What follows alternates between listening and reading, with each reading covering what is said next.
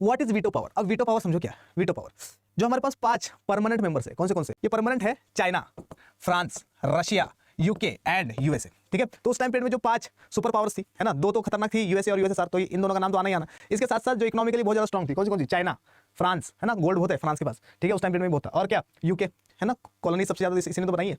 अरे बोलो भैया। ठीक है, तो 5 परमानेंट मेंबर्स है, 5 परमानेंट मेंबर्स है किसके? यूनाइटेड नेशन सिक्योरिटी काउंसिल के। And there are 10 non permanent members, 10 non permanent members है जो कि इलेक्ट होते हैं हर 2 साल। हर 2 साल का टाइम पीरियड होगा और हर 2 साल बाद इलेक्शन होंगे नॉन परमानेंट मेंबर्स के लिए।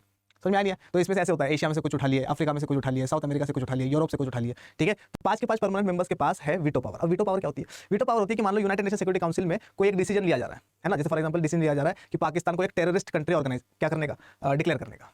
ठीक है, और 10 के 10 नॉन परमानेंट मेंबर्स कह रहे हैं कि भाई हाँ, पाकिस्तान को क्या कर दो, वो बना दो, टेररिस्ट कंट्री बना दो, टेररिस्ट कंट्री का नाम दे दो।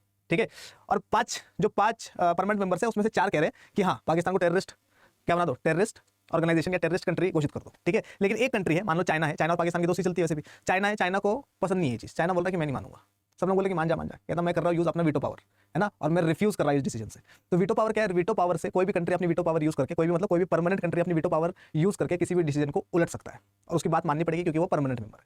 समझ में आ रहा नहीं आ रहा? और ये जो वीटो पावर है इसको एक अनडेमोक्रेटिक चीज की तरह देखा जाता है कि ये तो डेमोक्रेसी नहीं है, लोकतंत्र नहीं है, लोगों की बात नहीं सुनी जा रही है इसमें, है ना। और 5 ही लोगों को क्या दे रखी तुम लोगों ने? ये पावर दे रखी है। तो अगर इन 5 के खिलाफ कुछ बोल दो तो ये तो वीटो कर देंगे। ठीक है, लेकिन जो है सो है, यूनाइटेड नेशन सिक्योरिटी काउंसिल ऐसे ही काम करती है। ठीक है।